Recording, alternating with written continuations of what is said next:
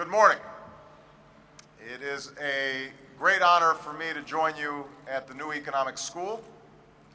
Michelle and I are so pleased to be in Moscow, and as somebody who was born in Hawaii, I'm glad to be here in July instead of January. I know that NES is a young school, but I speak to you today with deep respect for Russia's timeless heritage. Russian writers have helped us understand the complexities of the human experience and recognize eternal truths. Russia's painters, composers, and dancers have introduced us to new forms of beauty. Russia's scientists have cured disease, sought new frontiers of progress, and helped us go to space. These are contributions that are not contained by Russia's borders, as vast as those borders are. Indeed, Russia's heritage has touched every corner of the world and speaks to the humanity that we share. That includes my own country, which has been blessed with Russian immigrants for decades. We've been enriched by Russian culture and enhanced by Russian cooperation. And as a resident of Washington, D.C., I continue to benefit from the contributions of Russians, specifically from Alexander Ovechkin. We're very pleased to have him in Washington, D.C. Here at NES, you've inherited this great cultural legacy, but your focus on economics is no less fundamental to the future of humanity. As Pushkin said, inspiration is needed in geometry just as much as poetry. And today, I want particularly to speak to those of you preparing to graduate. You're poised to be leaders in academia and industry, in finance and government.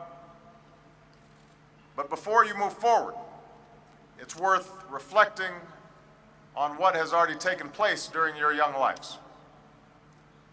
Like President Medvedev and myself, you're not old enough to have witnessed the darkest hours of the Cold War, when hydrogen bombs were tested in the atmosphere and children drilled in fallout shelters, and we reached the brink of nuclear catastrophe. But you are the last generation born when the world was divided. At that time, the American and Soviet armies were still massed in Europe, trained and ready to fight. The ideological trenches of the last century were roughly in place. Competition in everything from astrophysics to athletics was treated as a zero-sum game. If one person won, then the other person had to lose. And then, within a few short years, the world as it was ceased to be. Now make no mistake, this change did not come from any one nation. The Cold War reached a conclusion because of the actions of many nations over many years, and because the people of Russia and Eastern Europe stood up and decided that its end would be peaceful. With the end of the Cold War, there were extraordinary expectations for peace and for prosperity, for new arrangements among nations, and new opportunities for individuals. Like all periods of great change, it was a time of ambitious plans and endless possibilities. But of course, things don't always work out exactly as planned. Back in 1993, shortly after this school opened, one NES student summed up the difficulty of change when he told a reporter, and I quote him, "The real world is not so rational as on paper." The real world is not so rational as on paper.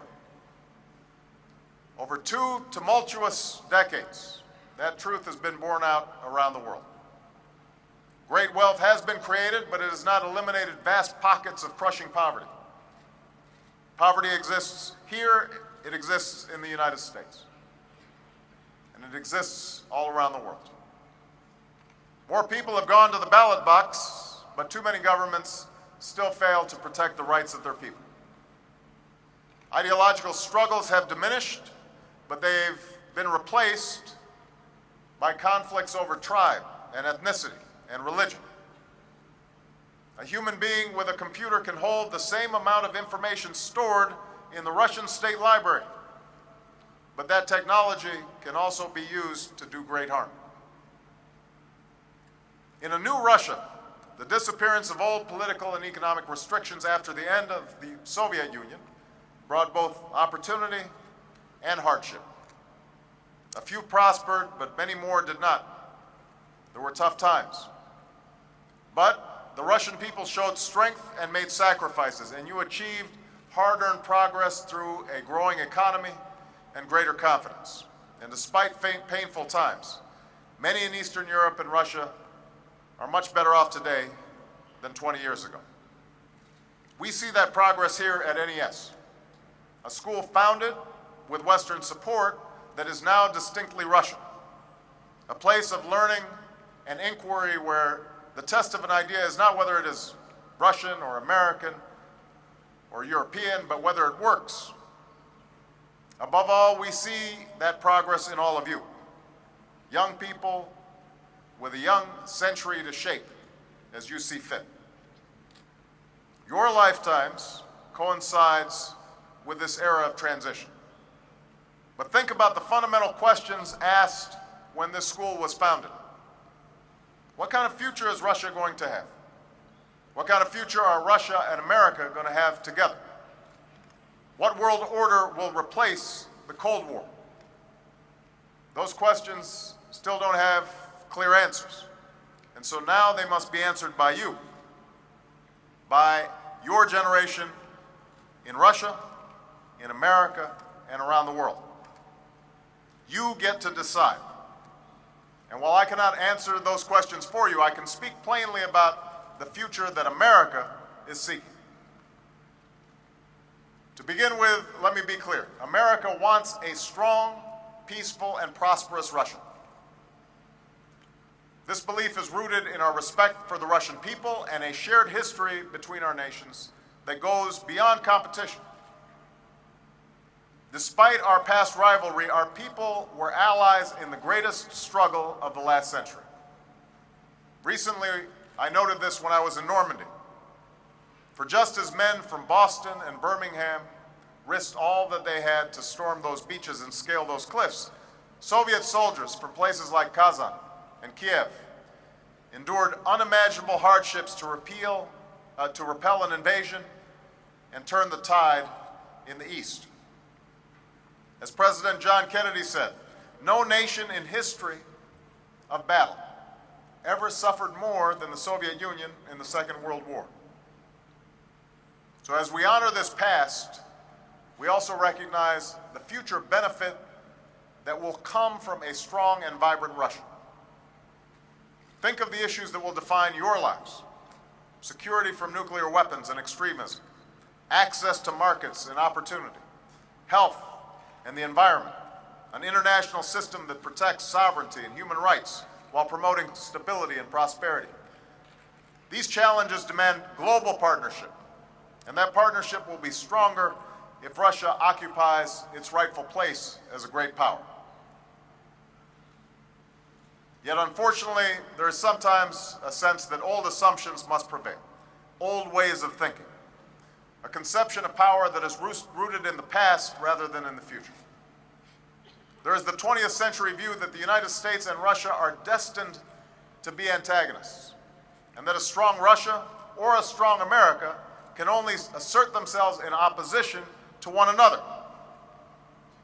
And there is a 19th century view that we are destined to vie for spheres of influence, and that great powers must forge competing blocks to balance one another. These assumptions are wrong.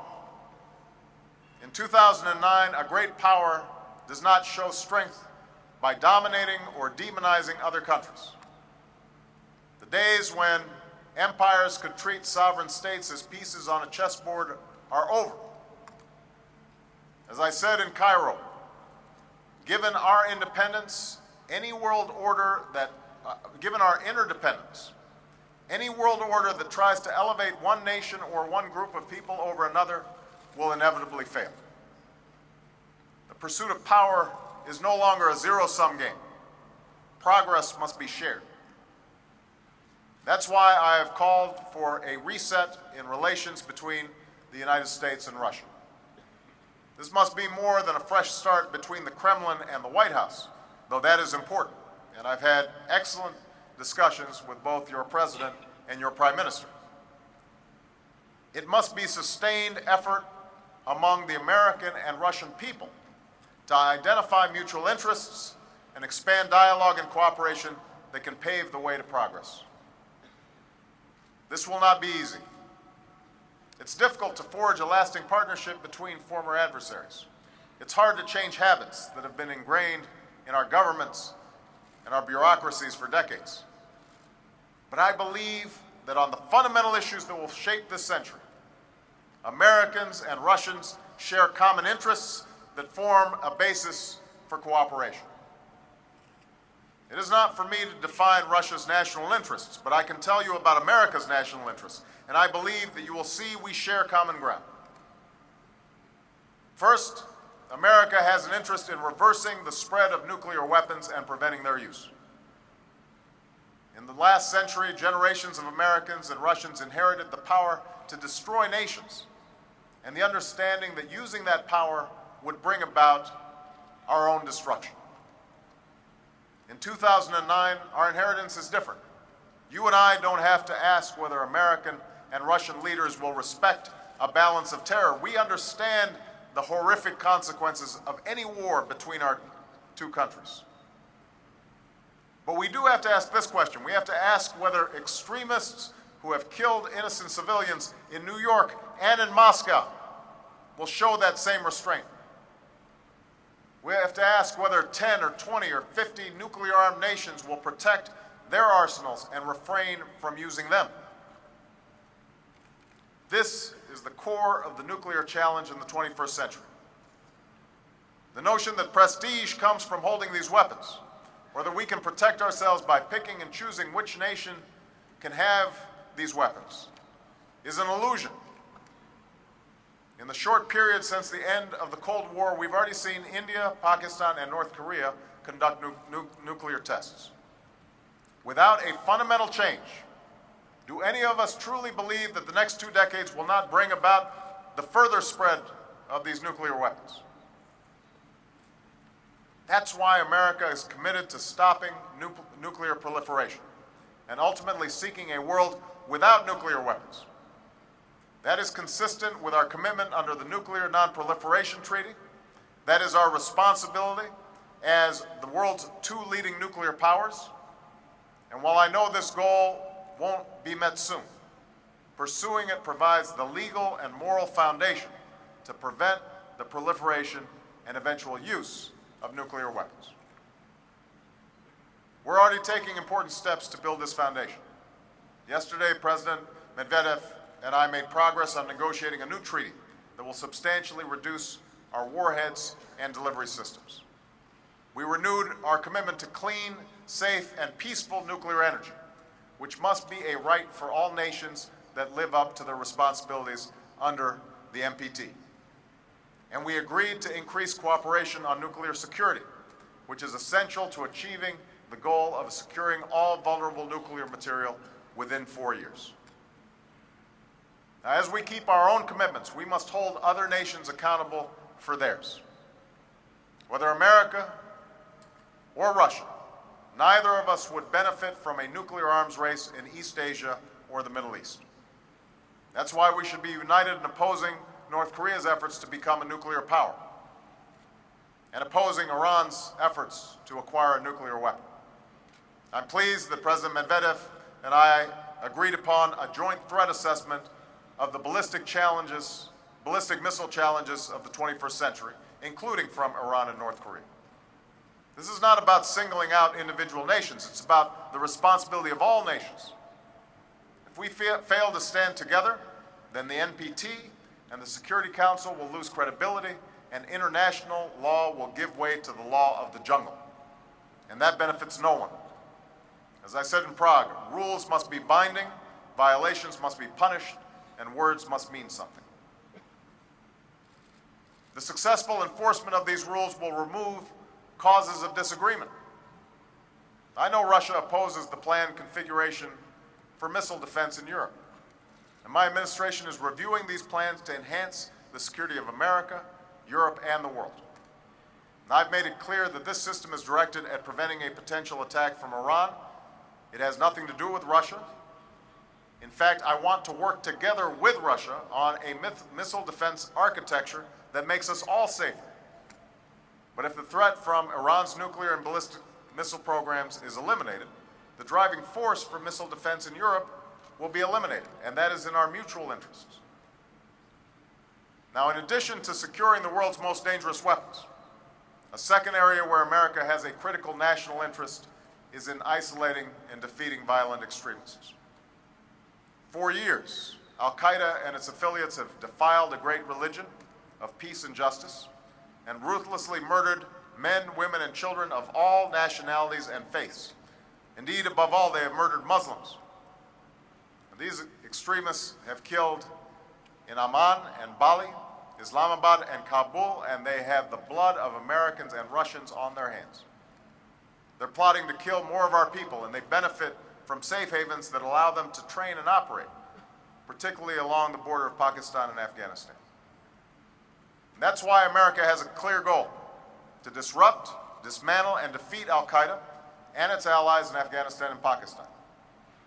We seek no bases, nor do we want to control these nations.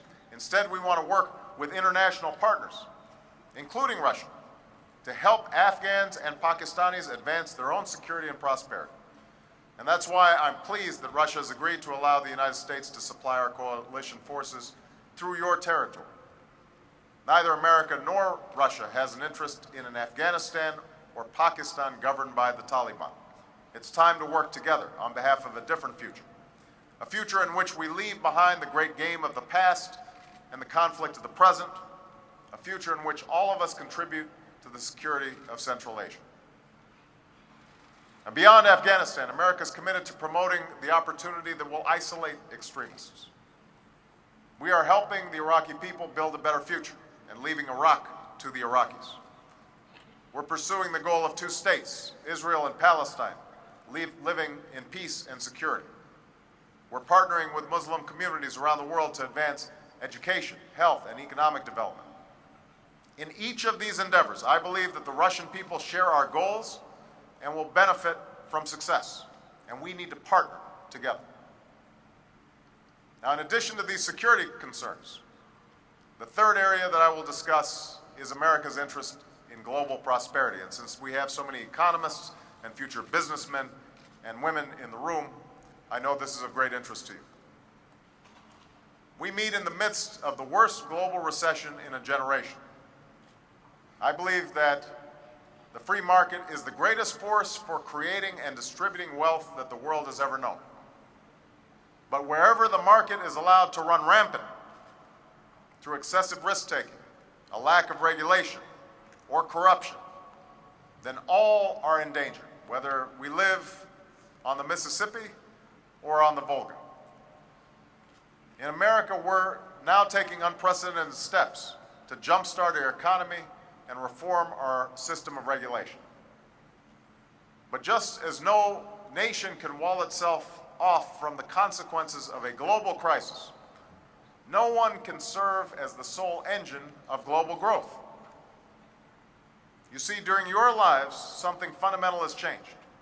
And while this crisis has shown us the risks that come with change, that risk is overwhelmed by opportunity. Think of what's possible today that was unthinkable 2 decades ago. A young woman with an internet connection in Bangalore, India, can compete with anybody anywhere in the world. An entrepreneur with a startup company in Beijing can take his business global. An NES professor in Moscow can collaborate with colleagues at Harvard or Stanford. That's good for all of us, because when prosperity is created in India, that's a new market for our goods. When new ideas take hold in China, that pushes our businesses to innovate. When new connections are forged among people, all of us are enriched. There is extraordinary potential for increased cooperation between Americans and Russians. We can pursue trade that is free and fair and integrated with the wider world. We can boost investment that creates jobs in both our countries.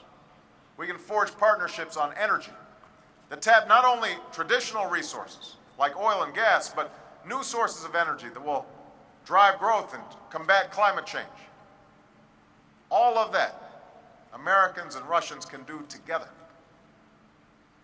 Now, government can promote this cooperation, but ultimately individuals must advance this cooperation, because the greatest resources of any nation in the 21st century is you.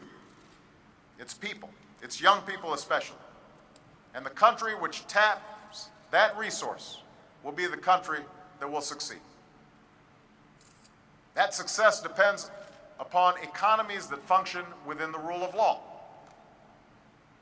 As President Medvedev has rightly said, a mature and effective legal system is a condition for sustained economic development.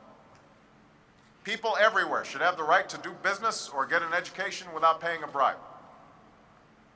Whether they are in America or Russia or Africa or Latin America, that's not an American idea or a Russian idea. That's how people and countries will succeed in the 21st century. And this brings me to the fourth issue that I will discuss: America's interest in democratic governments that protect the rights of their people. By no means is America perfect, but it is our commitment to certain universal values which allows us to correct our imperfections, to improve constantly, and to grow stronger over time. Freedom of speech and assembly has allowed women and minorities and workers to protest for full and equal rights at a time when they were denied. The rule of law and equal administration of justice has busted monopolies, shut down political machines that were corrupt, ended abuses of power. Independent media have exposed corruption at all levels of business and government. Competitive elections allow us to change course and hold our leaders accountable. If our democracy did not advance those rights, then I, as a person of African ancestry, wouldn't be able to address you as an American citizen, much less as a president. Because at the time of our founding, I had no rights, people who looked like me. But it is because of that process that I can now stand before you as President of the United States. So around the world, America supports these values because they are moral, but also because they work. The arc of history shows that governments which serve their own people survive and thrive. Governments which serve only their own power do not. Governments that represent the will of their people are far less likely to descend into failed states, to terrorize their citizens, or to wage war on others. Governments that promote the rule of law, subject their actions to oversight, and allow for independent institutions are more dependable trading partners. And in our own history, democracies have been America's most enduring allies, including those we once waged war with in Europe and Asia, nations that today live with great security and prosperity. Now, let me be clear. America cannot and should not seek to impose any system of government on any other country, nor would we presume to choose which party or individual should run a country. And we haven't always done what we should have on that front. Even as we meet here today, America supports now the restoration of the democratically elected president of Honduras, even though he has strongly opposed American policies. We do so not because we agree with him. We do so because we respect the universal principle that people should choose their own leaders, whether they are leaders we agree with or not. And that leads me to one final area that I will discuss, which is America's interest in an international system that advances cooperation while respecting the sovereignty of all nations. State sovereignty must be a cornerstone of international order. Just as all states should have the right to choose their leaders. States must have the right to borders that are secure and to their own foreign policies. That is true for Russia, just as it is true for the United States. Any system that cedes those rights will lead to anarchy. That's why we must apply this principle to all nations, and that includes nations like Georgia and Ukraine. America will never impose a security arrangement on another country. For any country to become a member of an organization like NATO, for example, a majority of its people must choose to. They must undertake reforms. They must be able to contribute to the alliance's mission. And let me be clear, NATO should be seeking collaboration with Russia, not confrontation. And more broadly, we need to foster cooperation and respect among all nations and peoples. As President of the United States, I will work tirelessly to protect America's security and to advance our interests. But no one nation can meet the challenges of the 21st century on its own, nor dictate its terms to the world. That is something that America now understands, just as Russia understands. That's why America seeks an international system that lets nations pursue their interests peacefully, especially when those interests diverge. A system where the universal rights of human beings are respected and violations of those rights are opposed. A system where we hold ourselves to the same standards that we apply to other nations with clear rights and responsibilities for all. There was a time when Roosevelt, Churchill, and Stalin could shape the world in one meeting. Those days are over. The world is more complex today. Billions of people have found their voice and seek their own measure of prosperity and self-determination in every corner of the planet. Over the past 2 decades, we've witnessed markets grow, wealth spread, and technology used to build, not destroy. We've seen old hatreds pass, illusions of differences between people lift and fade away. We've seen human destiny in the hands of more and more human beings who can shape their own destinies. Now we must see that the period of transition which you have lived through ushers in a new era in which nations live in peace and people realize their aspirations for dignity, security, and a better life for their children. That is America's interests, and I believe it is Russia's interests as well. I know this future can seem distant. Change is hard. In the words of that NES student back in 1993, the real world is not so rational as on paper. But think of the change that has unfolded with the passing of time. 100 years ago, a czar ruled Russia, and Europe was a place of empire. When I was born, segregation was still the law of the land in parts of America, and my father's Kenya was still a colony. When you were born, a school like this would have been impossible, and the internet was only known to a privileged few. You get to decide what comes next. You get to choose where change will take us. Because the future does not belong to those who gather armies on a field of battle or bury missiles in the ground.